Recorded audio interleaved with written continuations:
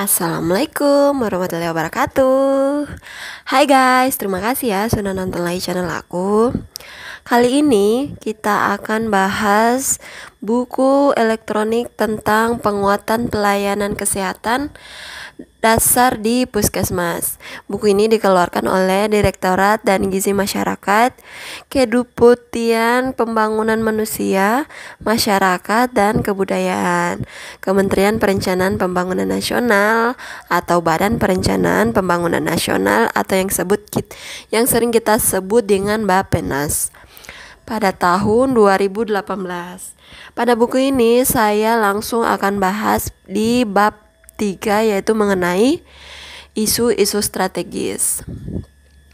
Mengapa saya membahas buku ini? Karena menurut saya penting untuk kita mengetahui isu-isu terkini kesehatan dan tidak menutup kemungkinan materi ini bisa masuk di SKB kesehatan.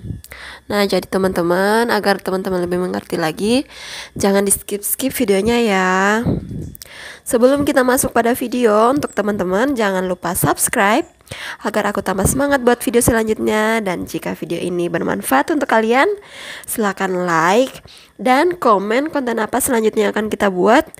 Dan jangan lupa teman-teman share ke semua sosial media yang kamu punya, dan nyalakan notifikasi lonceng agar aku dan kamu tidak ketinggalan video-video selanjutnya. Selamat belajar teman-teman.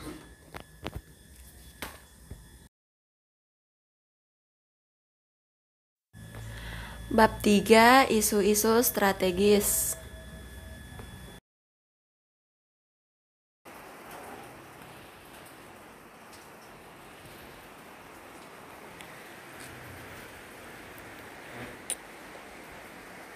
Analisis regulasi dan hasil studi terdahulu.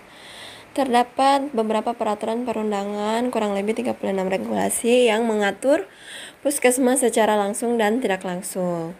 Secara keseluruhan, peraturan perundangan tersebut mengatur tentang 10 hal yang berkaitan dengan puskesmas. Yang pertama yaitu tugas pokok dan fungsi serta kewenangan puskesmas.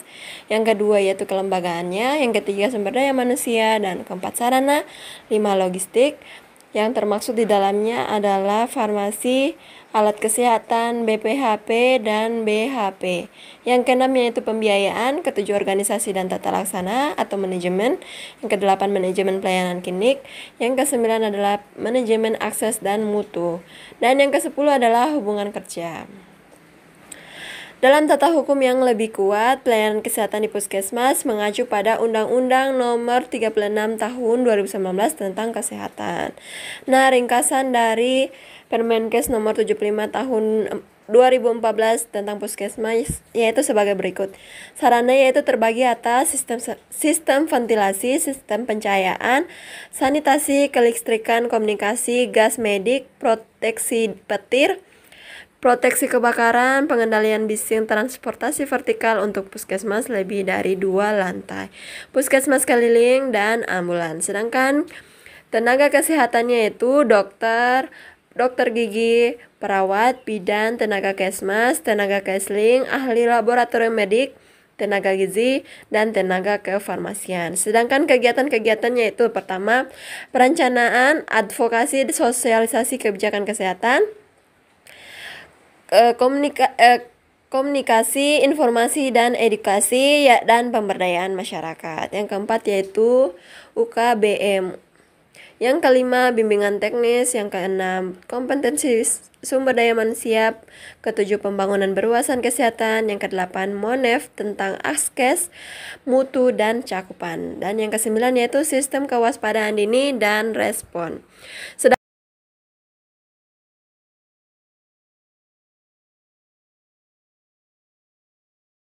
Dan yang dilakukan oleh tenaga kesehatan yang pertama yaitu pelayanan kesehatan dasar bermutu.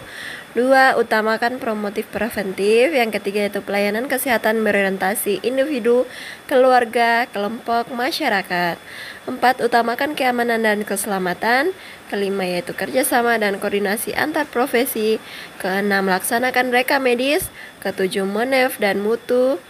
akses pelayanan. Ke-8, kompetensi sumber daya manusia. Yang ke-9, koordinasi pembinaan fasilitas kesehatan tingkat pertama. Dan ke-10, penapisan rujukan. Semua kegiatan, sarana maupun tenaga yaitu diuntukkan terjadinya paradigma sehat. 2, penanggung-jawaban wilayah.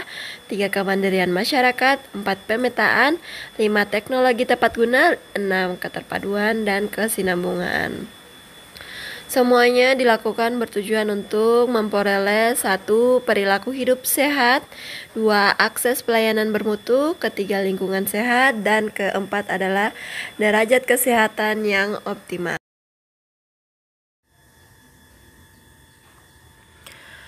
Dalam Permenkes nomor 75 tahun 2014 disebutkan bahwa tugas pokok dan fungsi puskesmas adalah sebagai pembina kesehatan wilayah. Maksudnya itu adalah puskesmas bertanggung jawab terhadap kesehatan di wilayahnya. Standar ketenagaan belum mencakup keseluruhan tenaga yang dibutuhkan oleh puskesmas karena hanya mengatur tentang kesehatan.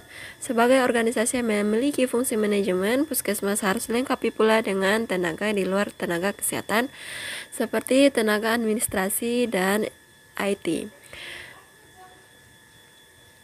Dari sisi pemenuhan logistik obat dan alat kesehatan belum terdapat regulasi yang memperbolehkan puskesmas untuk membeli obat dan kesehatan di luar sistem e-katalog. Untuk pembiayaan, tidak ada klausul yang mengatur intensif bagi pelaksana upaya kesehatan masyarakat dalam pengaturan terkait dengan penggunaan dana kapitasi berdasarkan Permenkes nomor 21 tahun 2016 tentang penggunaan dana kapitasi jaminan kesehatan nasional untuk jasa pelayanan kesehatan dan dukungan biaya operasional dan pada fasilitas kesehatan tingkat pertama milik pemerintah daerah. Selain peraturan perundangan, terdapat berbagai hasil studi dan laporan proyek terdahulu yang berkaitan dengan puskesmas. Dari hasil analisis konten, terdapat 7 isi utama yang dianalisis, yaitu pertama, kewenangan dan tupoksi puskesmas. Kedua, kelembagaan. Ketiga, sumber daya manusia. 4, pembiayaan. Kelima, organisasi dan manajemen. 6, manajemen pelayanan dan bermutu. 7, logistik obat dan alkes. Ke-8, hubungan kerja. Terkait dengan tugas pokok dan fungsi, berbagai studi menyimpulkan bahwa saat ini puskesmas cenderung melakukan kegiatan yang bersifat kuratif atau upaya kesehatan perorangan atau UKP. Kegiatan puskesmas berfokus pada kegiatan pelayanan di dalam gedung. Kondisi ini muncul pada saat dilaksanakan jaminan kesehatan nasional. Tenaga promosi kesehatan di puskesmas pada akhirnya hanya melakukan tugas lain di luar tugas pokok dan fungsi. Karena disebabkan kurangnya tenaga kesehatan, tugasnya itu antara lain menyusun laporan administrasi penggunaan dana kapitasi BPJS. Dari sisi ketenagaan, ketidakmerataan distribusi tenaga kesehatan menjadikan kendala yang serius hampir di seluruh wilayah. Kepentingan dalam distribusi kesehatan disebabkan oleh aspek kebijaksanaan daerah dan minat tenaga kesehatan itu sendiri. Yang dinyatakan sehat oleh puskesmas adalah suatu wilayah yang di dalamnya ada individu, keluarga, dan agregat penduduk. Itu yang termasuk dalamnya itu jumlah, lahir, sakit, mati, migran, migrasi, ataupun mobilitas dengan nilai budayanya. Dalam wilayah tersebut juga ada unit-unit pelayanan kesehatan pemerintah maupun non-pemerintah seperti praktek dokter, klinik, praktek paramedik, dan praktek pengobatan tradisional yang di dalamnya pembinaan puskesmas. Dalam konsep kewilayahan berarti puskesmas bukan saja berfungsi mengobati orang sakit, tetapi juga mengatasi berbagai risiko kesehatan, melakukan upaya promosi kesehatan dan pencegahan dengan cara menggerakkan mesin birokrasi, yaitu misalnya seperti camat, kepala desa, RT maupun RW, dan juga menggerakkan mesin sosial ya seperti kader, tokoh masyarakat, tokoh agama, kelompok arisan, kelompok keagamaan, dan lain-lain. Peran seperti disebutkan di atas cukup menonjol pada masa-masa 70-90-an dan memudar dengan dominannya peran puskesmas sebagai klinik pengobatan. Ini mulai tampak sejak krisis ekonomi 1998, diikuti dengan kenaikan jumlah penduduk miskin yang kemudian disubsidi dengan program jaminan kesehatan masyarakat. Peranan sebagai klinik pengobatan ini semakin dominan sejak implementasi JKN atau BPJS Kesehatan. Transisi demografi dan epidemiologi. Di era sebelum tahun 1980-an, pola penyakit didominasi oleh penyakit menular seperti ispa, pneumonia, diare, infeksi kulit, dan penyakit-penyakit yang dapat dicegah dengan imunisasi dan lain-lain. Intensifikasi program imunisasi sejak awal 1980-an dan ketersediaan obat antibiotik berhasil menurunkan jumlah penyakit menular. Namun ada penyakit menular tertentu yang masih menjadi penyakit masyarakat, yaitu frambusia, DBD, kusta, filaria, malaria, dan TBC. Sementara itu muncul beberapa penyakit baru yang relatif baru seperti HIV, flu burung, SARS, dan lain-lain. Sebelum 2-3 dekade terakhir menjadi transisi demografi yang ditandai dengan angka kelahiran total yang standar stagnan sebesar 2,6 per wanita. Mobilitas penduduk meningkat dan peningkatan jumlah penduduk lansia yang signifikan. Keadaan ini meningkatkan jumlah penyakit tidak menular atau PTM seperti hipertensi dan diabetes mellitus yang termaksud menjadi 10 besar terbanyak yang diobati di puskesmas.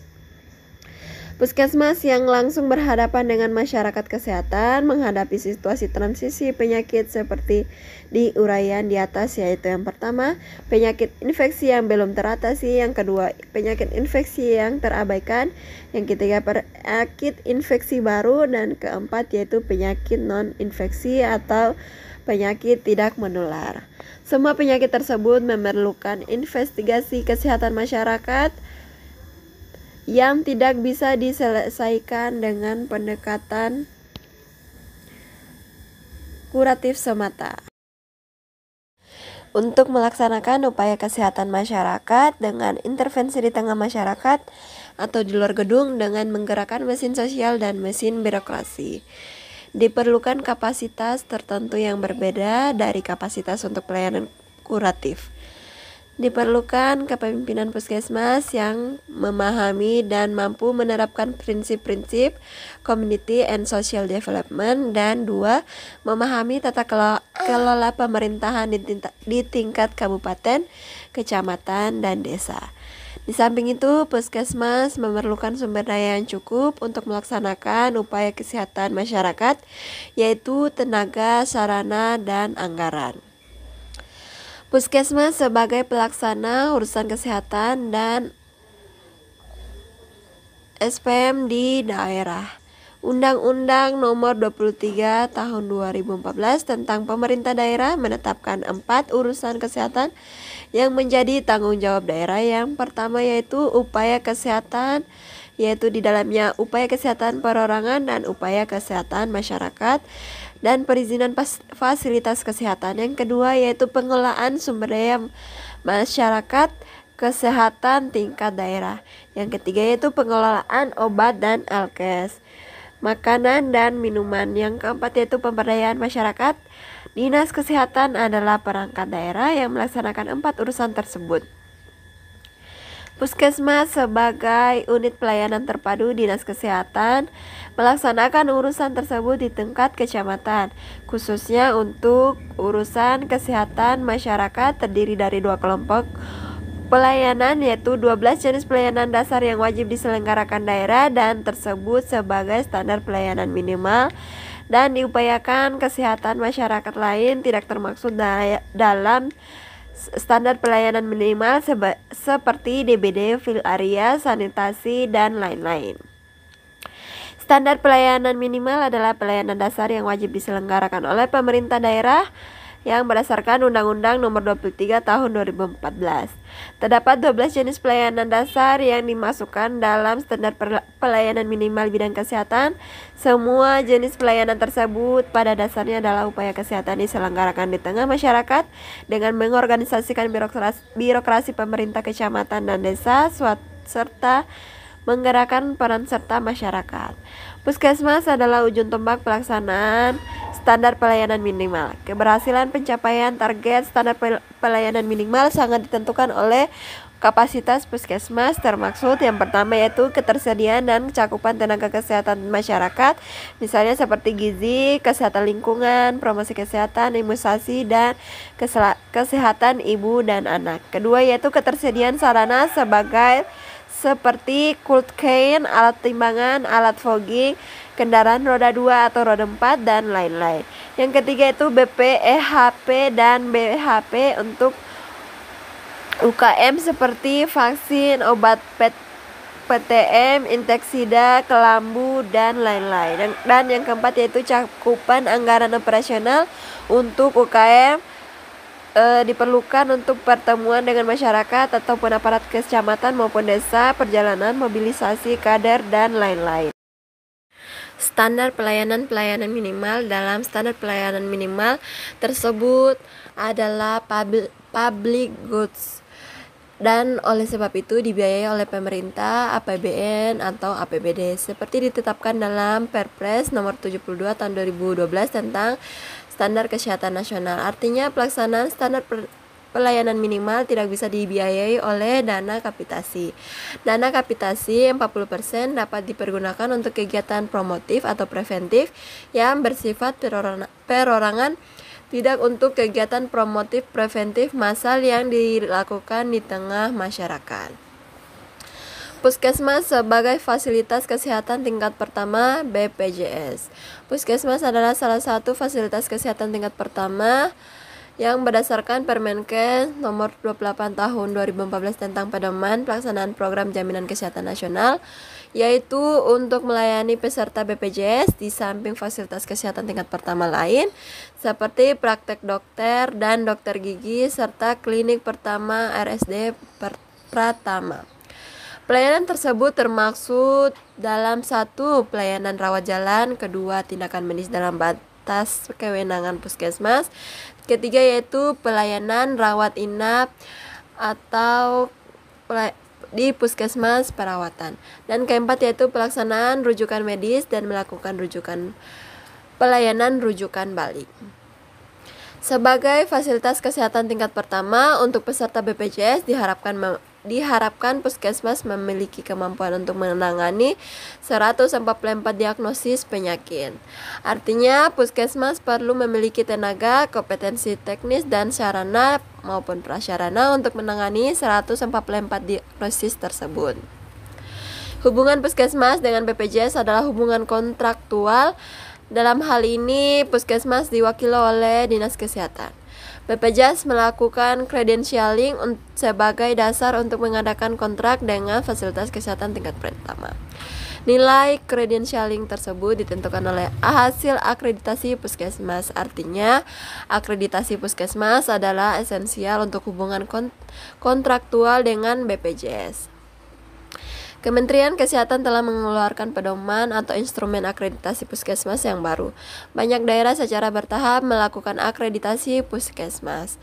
Dalam anggaran DAK non-fisik 2017, terdapat porsi anggaran yang dapat digunakan oleh daerah untuk akreditasi puskesmas. Perlu dicatat bahwa jumlah puskesmas di Indonesia adalah 9.767 unit, sehingga diperlukan upaya akselerasi proses akreditasi puskesmas.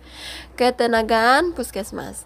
Dalam Permenkes nomor 75 tahun 2014 tentang puskesmas ditetapkan sebagai standar tenaga puskesmas. Data lapangan, khususnya daerah terpencil, banyak puskesmas yang belum memenuhi standar ketenagaan tersebut. Data ketenagaan puskesmas menunjukkan 1. Disparitas distribusi tenaga antar provinsi, 2. yaitu kekurangan tenaga kesehatan masyarakat. Kemenkes menyelenggarakan program Nusantara Sehat untuk mengisi kekurangan tenaga puskesmas di daerah perbatasan. terpencil, dan kepulauan. Di daerah lain, selain masalah rendahnya motivasi sumber daya masyarakat kesehatan untuk bekerja di puskesmas, hambatan lain adalah ketidakadaan atau keterbatasan formasi. Daerah tertentu menerapkan sistem magang yang dianggap tidak bertentangan dengan syarat adanya formasi kepegawaian. Ada pula yang mentransformasi status puskesmas menjadi BLUT sehingga bisa mengangkat tenaga kontrak dengan anggaran dari pendapatan puskesmas. Pembiayaan puskesmas.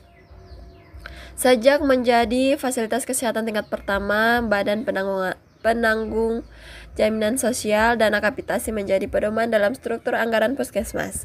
Besar jasa pelayanan dalam kapitasi tersebut adalah 60% dari total kapitasi. Cukup signifikan terutama di puskesmas dengan jumlah peserta yang besar. Di beberapa tempat ditemukan adanya ketidakadilan dalam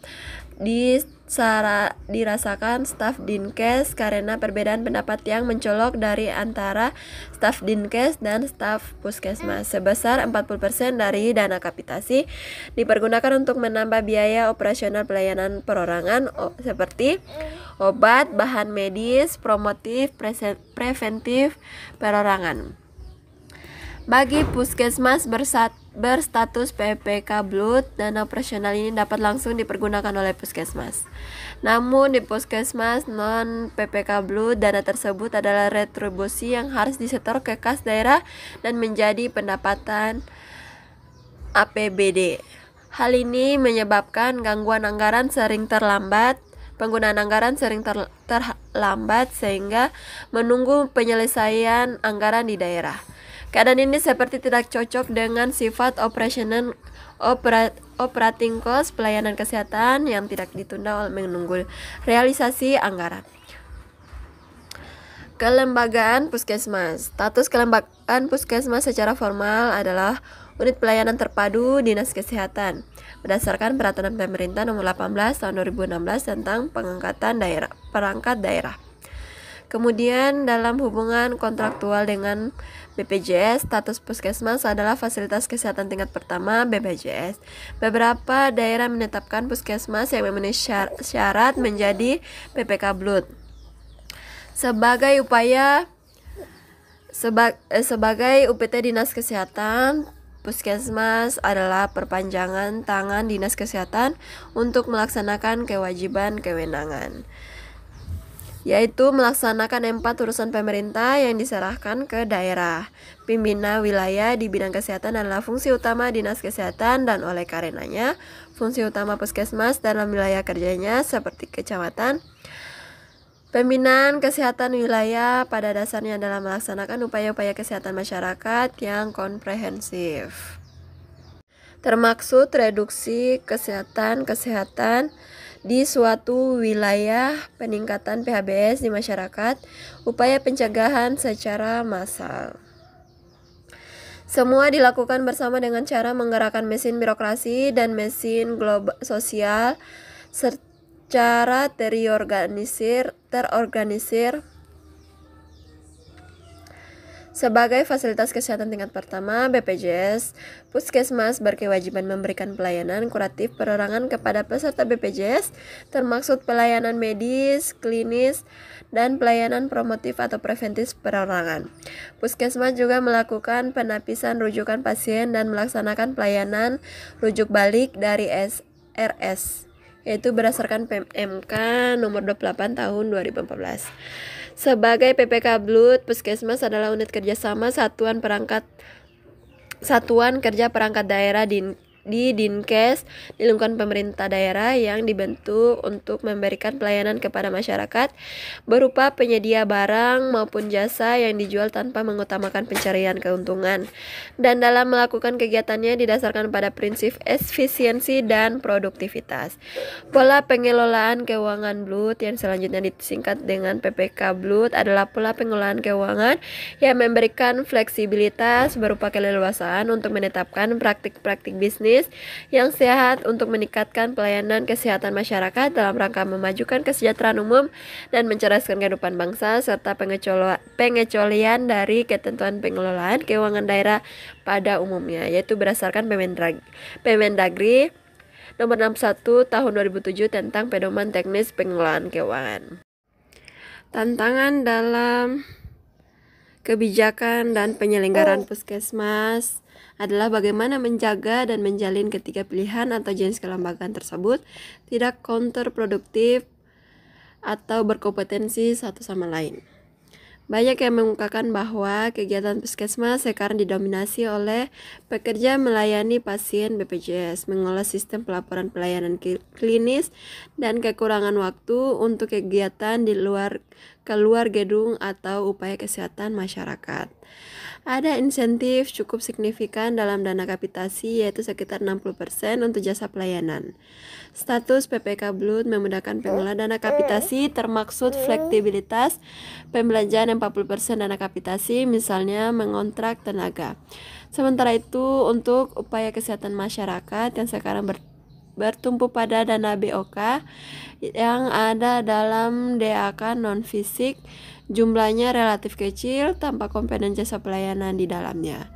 Ditambah dengan kekosongan tenaga kesehatan masyarakat, maka intensitas kegiatan upaya kesehatan masyarakat jauh tertinggal dibandingkan dengan upaya kesehatan perorangan. Situasi ini tidak sejalan dengan kebijakan nasional yang mengutamakan upaya promotif dan preventif serta pemberdayaan masyarakat di bidang kesehatan. Selain itu, ada 12 pelayanan dasar dalam sistem pelayanan minimal bidang kesehatan. Semuanya adalah secara kapitasi oleh Pemda. Sementara puskesmas hanya untuk melaksanakan upaya kesehatan masyarakat, termaksud melakukan bedah rumah bagi penduduk kurang mampu. Berbagai inisiatif reformasi perlu dikaji untuk memperoleh lesson learned bagi kebijakan pengembangan puskesmas di masa yang akan datang. Isu-isu pelayanan kesehatan dasar di puskesmas. Berdasarkan analisis konten, terdapat berbagai regulasi dan hasil studi tersebut di atas, dan mempertimbangkan tantangan dan tujuan pembangunan kesehatan di masa yang akan datang. Terdapat 6 isu strategis yang perlu dikaji lebih dalam, yaitu 1. Rumusan tugas pokok dan fungsi atau tupoksi puskesmas. 2. Kelembagaan. 3. Kecukupan dan kelengkapan sumber daya manusia puskesmas. 4. Pengolahan obat dan alat kesehatan. 5. Pembiayaan puskesmas dan manajemen. 6. Isu tersebut dianggap strategis karena 1. Masalahnya bersifat sistematik dan ada banyak di daerah ataupun puskesmas. 2. Berpengaruh besar terhadap A. Pemerataan akses pelayanan upaya kesehatan masyarakat dan upaya kesehatan perorangan. 2. Pemerataan mutu pelayanan upaya kesehatan masyarakat dan upaya kesehatan perorangan. 5. Yaitu kinerja pelayanan upaya kesehatan masyarakat dan upaya kesehatan perorangan. Yang D. Yaitu perbaikan indikator kesehatan penduduk. Berikut adalah bagan isu strategis pelayanan kesehatan dasar di puskesmas. Apabila keenam isu strategis yang terdiri dari tupoksi, kelembagaan, sumber daya masyarakat, farmasi atau alat kesehatan, manajemen, pembiayaan, berjalan dengan baik, dapat diasumsikan bahwa dapat berkontribusi pada peningkatan askes pelayanan UKP dan UKM, serta mutu pelayanan UKP dan UKM di puskesmas. Akses dan mutu yang lebih baik akan meningkatkan kinerja UKM dan UKP di puskesmas, yang pada akhirnya akan menyumbang pada perbaikan indikator kesehatan penduduk.